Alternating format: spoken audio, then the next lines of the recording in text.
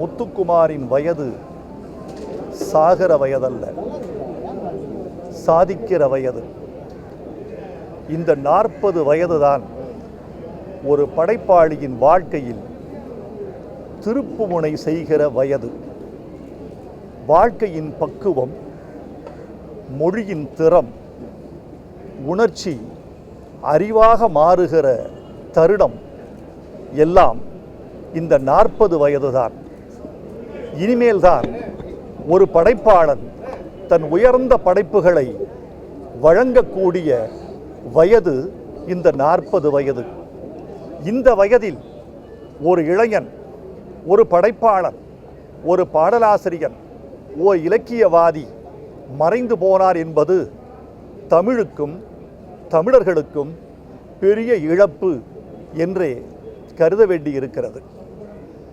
திரைப்படத்துறையில் பாடல் எழுத வந்தவர்களின் வரலாற்றை சற்றே பின்னோக்கி பார்த்தால், மொழியில் பட்டப்படிப்பு பெற்றவர்கள், இலக்கிய பயிற்சி மிக்கவர்கள் என்று 2 ஆற்றலும் பொருந்தி வந்து பாட்டெழுத வந்தவர்கள் மிக குறைவு. அந்த குறைந்த எண்ணிக்கையில் ஒருவன் தம்பி முத்துக்குமார். அவருடைய மரணம் என்னை வேதனைப்பட வைக்கிறது. உன் சொந்த ஊர் எது தம்பி என்று ஒரு நாள் கேட்டேன். காஞ்சி அண்ணா என்று சொன்னார். அண்ணாவே காஞ்சிதானே என்று நான் பதில் சொன்னேன். கோவையில் உலகத் தமிழ் மாநாட்டில் என் தலைமையில் அவன் கவிதை பாட வந்தான். அவனுக்கு முன்னுரை சொல்கிற பொழுது, உன் சிறந்த வரிகளை இந்த அரங்கத்தில் மீட்டு, நீ பிறந்த ஊர் காஞ்சி,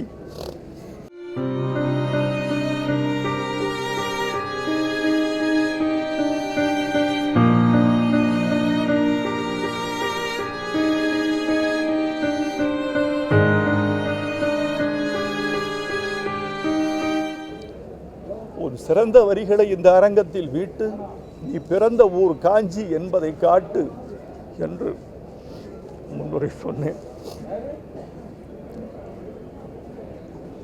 தமிழ் படைப்பாளிகள் நீண்ட ஆயுளோடு துலங்க வேண்டும். காலம் அவர்களை அனுமதிப்பதில்லை. காலம் அனுமதிப்பதில்லை என்பதை விட அந்த படைப்பாளிகளே தங்களை நீண்ட வாழ்க்கைக்கு அர்ப்பணிப்பதில்லை.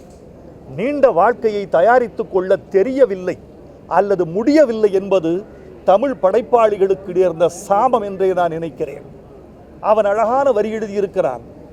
மழை கூடவா அழகு, வெயில் கூடத்தான் அழகு என்று எழுதினான். இன்றைக்கு அவன் படுத்திருப்பதை பார்த்தால், வாழ்வு மட்டுமா அழகு, மரணம் கூடத்தான் அழகு என்று அவன் சொல்லிவிட்டு கிடப்பது போல தோன்றுகிறது.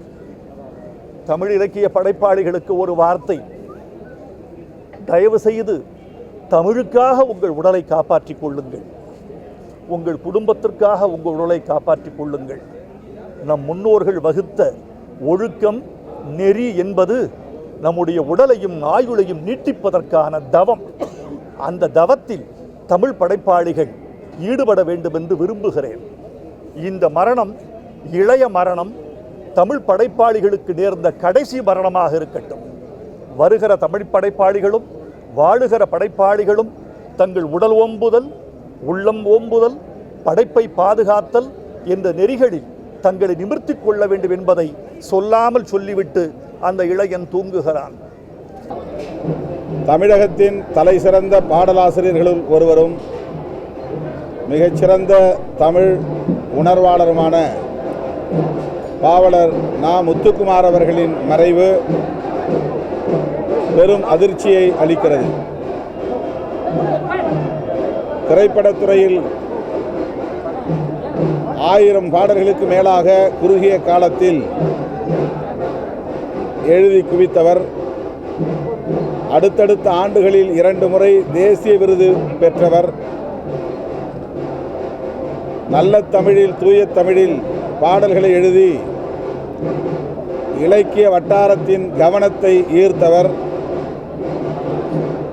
பாரதிதாசன் பரம்பரை என்று சொல்லுவதைப் போல திரைப்படத்துறையில் பாவலர் அறிவுமதி பரம்பரை என்று ஒரு பரம்பரை உருவானது.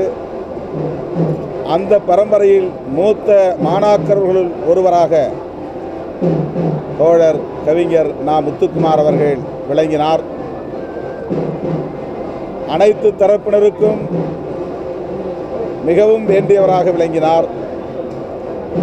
அனைத்து கட்சி தோழர்களுக்கும் நண்பர், அனைத்து சமூகத்தினருக்கும் நண்பர், எல்லாவற்றுக்கும் மேலாக தமிழுக்கும் தமிழ் இனத்திற்கும் உற்ற துணைவர். அப்படிப்பட்ட ஒரு அளப்பரிய தோழரை, ஒரு நல்ல நண்பரை இழந்து நிற்கிறோம் என்கிற வேதனை மேலிடுகிறது. அவருடைய இழப்பு என்பது அவருடைய குடும்பத்திற்கு மட்டுமின்றி, திரைப்பட உலகத்திற்கு மட்டுமின்றி, தமிழ் இலக்கிய சமூகத்திற்கு, தமிழ் சமூகத்திற்கு ஒரு பேரிழப்பாகும். ஒரு இனிய நண்பரை இழந்திருக்கிற தருணம் இது எனக்கு. ஏன்னா திரையுலகத்தில் நண்பர்கள் ரொம்பவும் குறைவு எனக்கு. ஒரு எப்படி சொல்கிறது, அவரோட இலக்கிய அந்த ஆர்வமும், எனக்கு இருந்த இலக்கிய ஆர்வமும் எங்களுக்குள்ள ஒரு நட்பை கொடுத்தது. அவரை மாதிரி ஒரு எளிமையான மனிதரை நான் பார்த்ததே இல்லை. அவர் வாங்கின தேசிய விருதாக இருக்கட்டும், 2 பேரும் தேசிய விருது வாங்கியிருக்காரு. ஒரே வருஷத்தில் அதிகபட்ச பாடல்கள் எழுதியிருக்காரு. எத்தனை சாதனைகள் பண்ணாலும் அதெல்லாம் வேற யாரோ பண்ணாங்க அப்படிங்கிற மாதிரி இருப்பார். அதுதான் நா. முத்துக்குமார். அவ்வளவு எளிமையானவர். ஒரு பொண்ணோட தற்கொலையை அவரோட ஒரு பாடல் வரி நிறுத்திச்சுன்னு அவர் ஃபோன் பண்ணி என்கிட்ட ரொம்ப சந்தோஷப்பட்டார். ஏன் என்கிட்ட ஃபோன் பண்ணி சந்தோஷப்பட்டார்னா, அது என்னோட சத்தம் போடாதே படத்தில் பேசுகிறேன் பேசுகிறேன் பாட்டு. அதில் ஒரு வரி எழுதியிருப்பார். வளைவில்லாமல் மலை கிடையாது, வலி இல்லாமல் மனம் கிடையாது, வருந்தாதே வா, கடல் தாண்டும் பறவைக்கெல்லாம் இளைப்பாற மரங்கள் இல்லை, கலங்காமலே கண்டம் தாண்டுமே. என்ன வரிகள் பாருங்கள். பேசுகிறேன் பேசுகிறேன் உன் இதயம் பேசுகிறேன், புயலடித்தால் கலங்காதே பூக்கள் நீட்டுகிறேன்.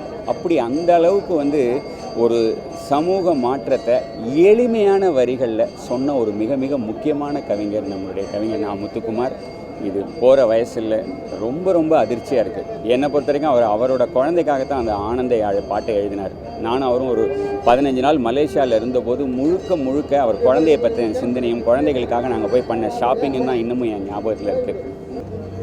சூழ்நிலையை சொன்ன உடனே அதுக்கு 10 பல்லவி எழுதி கொடுக்கக்கூடிய என்னுடைய நண்பன்.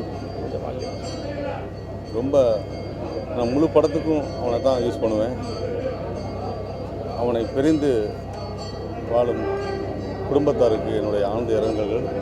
என் நண்பன் ஆன்மா சாஞ்சடைய வேண்டுகிறேன். ஒரு திரைப்படத்துறையில் மிக எளிமையாக, அதிகம் பேசாதவர், மற்றவர்களால் அதிகம் பேசப்படக்கூடியவர். அப்படி அற்புதமான எளிமை, இனிமை, செய்தொழில் நேர்மைங்கிற ஒரு அற்புதமான நா. முத்துக்குமார் எனக்கு ஒரு மிகப்பெரிய தம்பி. அது மட்டும் இல்லை, நாங்கள் சார்ந்த தென்னிந்திய திரைப்பட எழுத்தாளர் சங்கத்தினுடைய செயற்குழு உறுப்பினராக இருந்தார். தேசிய விருது பெற்றப்பையும் அப்படி தான் இருப்பார். கடந்த 10 ஆண்டுகளாக நம்பர் 1ஆக இருந்தப்பையும் தலைக்கணம் இல்லாத ஒரு தன்மானமும் மென்மையும் எளிமையும் உடைய ஒரு அற்புதமான பாடலாசிரியர். அவருடைய இழப்பு அடுத்து வருகின்ற சந்ததிக்கு ஒரு எச்சரிக்கை. அதனால் இயற்கை ஒரு அதிர்ஷ்டத்தையும் பெரிய வாய்ப்புகளை கொடுக்கக்குள்ள தன்னை பாதுகாத்துக் கொள்வதற்கு அடுத்து வருகின்ற கவிஞர்களும் இளைய தலைமுறையுடன் எச்சரிக்கையாக இருப்பதற்கு நா. முத்துக்குமாருடைய வாழ்க்கை ஒரு பாடமாக இருக்கும். வித்தியாசமான சிந்தனையில் கவி பேரரசு வைரமுத்து, கண்ணதாசன், வாலி இவர்களில் வரிசைகள் வைத்து போற்றத்தக்கக்கூடிய ஒரு நெஞ்சார்ந்த நிகழ்வுகளை இந்த திரைத்துறையில் தடம் பதித்திருக்கின்றார். அவர் மறைந்தாலும் கூட அவருடைய மாசற்ற கவிகள் தமிழ் உள்ளறைக்கும் வாழும் என்று நாங்கள் சார்ந்த தென்னிந்திய திரைப்பட எழுத்தாளர் சங்கத்தின் சார்பாக இதை பதிவு செய்கின்றோம்.